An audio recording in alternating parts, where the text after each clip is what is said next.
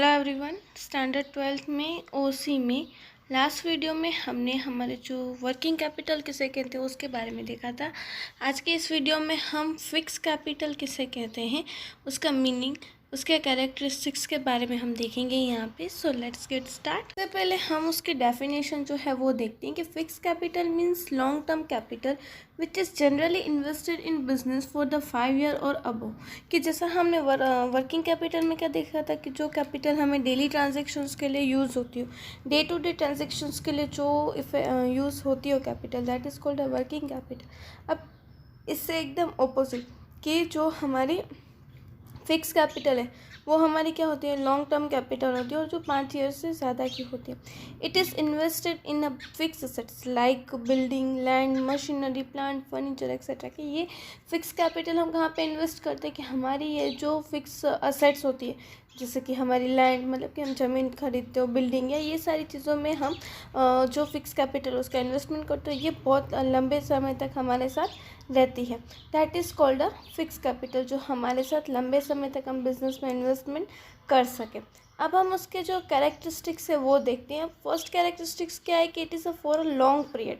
कि ये जो बिज़नेस में हम फिक्स कैपिटल में इन्वेस्टमेंट करते हैं वो जनरली 5 years या उससे ज़्यादा की होती है। Different ratio in different type of business. In heavy industries like machinery, equipments and chemical industries, the ratio of fixed capital is high.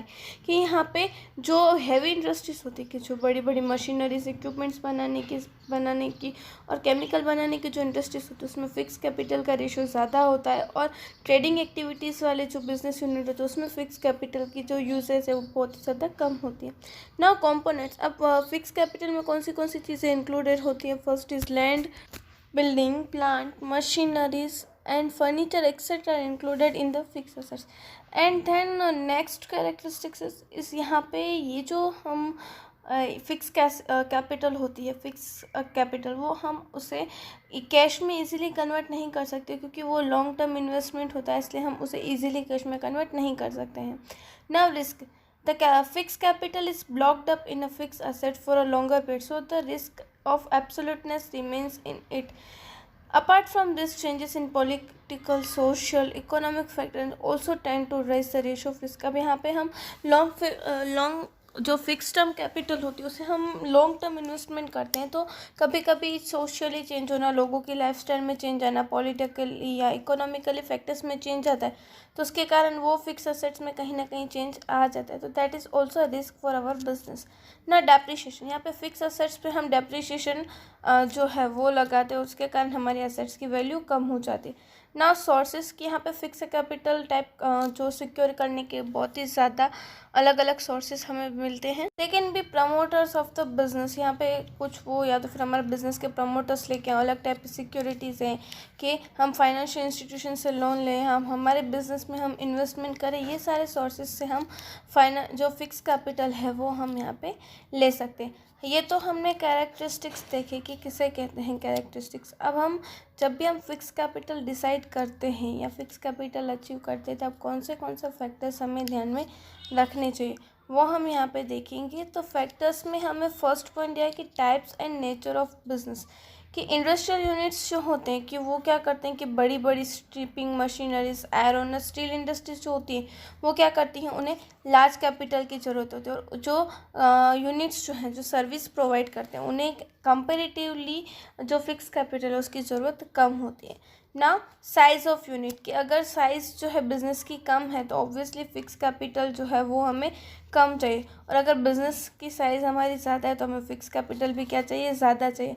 अब यहाँ पे कॉटेज इंडस्ट्रीज़ जो है उसमें हमें फ़िक्स कैपिटल की कम ज़रूरत होती है, बल्कि टेक्सटाइल इंडस्ट्रीज़ हैं और मतलब कि जो व्हीकल मैन्युफैक्चरिंग जो होती है कि व्हीकल के स्पेयर पार्ट्स की यूज कैपिटल जहाँ पे ज़रूरत होती है, कि जो बिज़नेस बड़ा होता है वहाँ पे हमें ज़्यादा कैपिटल की ज़रूरत होती है। Now, use of ownership or lease. If fixed assets like land, building, machine are to be obtained on lease instead of purchasing, the investment of fixed capital decrease up to the extent and risk of the fixed capital is also can be decreased. कि यहाँ पे अगर हम जो हमारी assets है उसे हम लीज पे ले रहे हो, मतलब कि रेंट पे अगर हम ले रहे हैं कंपेयर टू हमने परचेस करने के बदले उसे हम लीज पे रह रहे हैं, तो एट दैट टाइम ये जो रेशियो है रिस्क का वो भी कम हो जाता है, और जो फिक्स कैपिटल का जो इन्वेस्टमेंट का रेशियो है वो भी कम हो जाता है। Now fourth point is research expenses. Industrial unit have to undertake research in order to make the product more useful, to reduce the cost of production, to make the design or shapes the product attractive. Fixed capital is required for all these expenditures.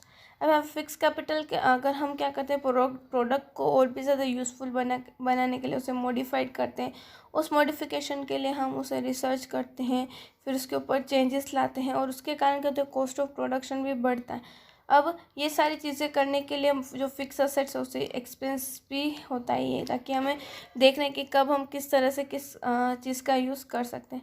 ना modern technology, with the passage of time of technology changes because of new invention in modern technology, old machinery is discarded and the new machine is to be installed for that fixed capital required. अब यहाँ पे जैसे जैसे नई technologies आती हैं, आपको पता ही है कि एवरीडे हमारे पास कुछ नई चीज़ आती है, तो जैसे जैसे बिज़नेस में नई नई अगर मशीनरीज या नई नई इन्वेंशंस आते हैं, टेक्नोलॉजी आती है, तो वो पुरानी जो भी टेक्नोलॉजी थी उसे हम छोड़ देते हैं और उसके बाद नई टेक्नोलॉजी को हम अडॉप्ट करते हैं। तो ये सारी नई टेक्नोलॉजी अडॉप्ट करने के लिए भी हमें क्या चाहिए, फाइनेंस की ज़रूरत हमें होती ही है। Now sixth is government assistance and technology, कि अब गवर्नमेंट जो है वो हमें ग्रांट देती कि हम हमारे बिजनेस को डेवलप कर सके, अच्छे से कर सके। अब उसको हम किस तरह से हमारे बिजनेस में यूज़ करते हो वो भी हमारे फिक्स एसेट्स के ऊपर इम्पोर्टेंट है। नाउ टैक्सेशन पॉलिसी, कि हम हमारे बिज़नेस में कितनी हमने असेट्स रखी है और कितना उसके ऊपर टैक्स लगने वाला है, वो भी ज़्यादा हमें ध्यान में रखना पड़ता है। The liberal policy of depreciation on machinery for this additional capital become problem, कि यहाँ पे हम जितना ज़्यादा हम लिबरल रहते हैं उतना ही ज़्यादा जो है हमें कैपिटल की ज़रूरत पड़ती है। Now establishment expenses, the establishment expense of the sole proprietorship, partnership firm and cooperative society is less as compared to that the formation of company, कि जैसा कि आपको सबको पता होगा कि अगर हम कहते हैं ना कि सोल प्रॉपर्टीशिप या पार्टनरशिप फर्म या जो कोऑपरेटिव सोसाइटीज़ बनानी हो तो उसका एस्टेब्लिशमेंट एक्सपेंस जितना नहीं होता है जितना कंपनी का होता है। अब कंपनी जो है वो सारे डॉक्यूमेंटेशन, रजिस्ट्रेशन करवाना, रजिस्ट्रेशन फ़ीस, एक्सपर्ट्स की फ़ीस, लीगल फ़ीस, फिर ये सारी चीज़ों पेमेंट करने के लिए भी उन्हें क्या चाहिए, फ़िक्स कैपिटल की ज़रूरत होती ही है। इसलिए कोई भी बिज़नेस में जब भी हम बिज़नेस करते हैं तो उसके लिए हमें फ़िक्स कैपिटल की ज़रूरत होती ही है, और वर्किंग कैपिटल हमारे लिए डे टू डे ट्रांजेक्शन्स के लिए होती है। अब हम इन दोनों के बीच का जो डिफरेंस है वो हम यहाँ पे देखेंगे fix capital and working capital में। सबसे पहले हम यहाँ पे फिक्स कैपिटल का मीनिंग देखते हैं कि capital invested in fix assets such as land, building, machinery, furniture is called a fix capital, कि जो बिजनेस हम हमारे जो कैपिटल हम हमारे फिक्स असेट्स में इन्वेस्ट करें, सच एज लैंड, बिल्डिंग में हम इन्वेस्ट करें तो वो हमारे लिए फिक्स कैपिटल है। और जो कैपिटल हम हमारे बिजनेस के डे टू डे ट्रांजेक्शन्स या बिजनेस की करंट असेट्स है सच एज स्टॉक है, डेप्टर्स, डेप्टर्स, बिल्स रिसीवेबल, उन सब में अगर हम इन्वेस्ट करते हैं that is called a working capital. ना ये जो बिजनेस में फिक्स कैपिटल होती है वो हमारे लिए लॉन्ग टर्म होती है और working capital is for the short term. Now, ratio of liquidity is less in the fixed capital. It indicate for a long period in time. Or while the ratio of liquidity of working capital is high into the cash easily. अब यहाँ पे जो fix capital है उसे हम easily cash में convert नहीं कर पाते हैं, बल्कि हम वर्किंग कैपिटल को इजीली हम कैश में कन्वर्ट करते हैं। वर्किंग कैपिटल जो है वो रिस्की ज़्यादा है, और फिक्स कैपिटल जो है वो हमारे लिए रिस्की ज़्यादा होती है, बल्कि वर्किंग कैपिटल हमारे लिए इतनी ज़्यादा रिस्की नहीं होती है। Requirement to purchase fix assets, की यहाँ पे फिक्स वर्किंग कैपिटल का हम क्यों यूज़ करते हैं, फिक्स कैपिटल का हम इसलिए यूज़ करते हैं कि हम हमारी जो फिक्स असेट्स हैं जैसे कि लैंड, बिल्डिंग, प्लांट, मशीनरी, ये सारी चीज़ों को हम परचेस कर सकें, बल्कि हमारे जो डे टू डे ट्रांजेक्शन है, सैलरी है, वेजेस है, ये सारी चीज़ों को पेमेंट करने के लिए हम रॉ मटेरियल जो है उसको परचेस करने के लिए हम वर्किंग कैपिटल का यूज़ करते हैं। ना वर्किंग फिक्स कैपिटल जो है वो हम शेयर्स इशू करके, डिबेंचर्स इशू करके अलग अनदर इंस्टीट्यूशन से भी हम ले सकते हैं, बल्कि हम यहाँ पे वर्किंग कैपिटल हम किस तरह से लेते हैं कि ट्रेड क्रेडिट है या बैंक ओवरड्राफ्ट है, या तो फिर बैंक जो है छोटी मोटी बैंक से हम छोटी लोन लेके भी हम ये वर्किंग कैपिटल जो है वो अचीव कर सकते हैं। अब सबसे इम्पोर्टेंट पॉइंट कि फिक्स कैपिटल पे हम डेप्रिसिएशन जो है वो कैलकुलेट करते हैं और वर्किंग कैपिटल पे हम डेप्रिसिएशन जो है वो कैलकुलेट नहीं करते हैं। तो इस तरह से यहाँ पे हमने फिक्स कैपिटल और वर्किंग कैपिटल का डिफरेंस देखा यहाँ पे, और ये हमारे चैप्टर का लास्ट पॉइंट था। यहाँ पे हमारा ये जो चैप्टर है वो ख़त्म होता है। उसी के ऊपर से आपको यहाँ पे जो स्क्रीन पे MCQs 1 सेंटेंस और छोटे क्वेश्चंस जो भी आपको दिखाई दे रहे हैं वो आपको आपकी नोटबुक में लिखने हैं, लर्न करने हैं। हम नेक्स्ट वीडियो में अनदर टॉपिक के साथ, दैट मीन्स अनदर चैप्टर के साथ मिलेंगे। Thank you.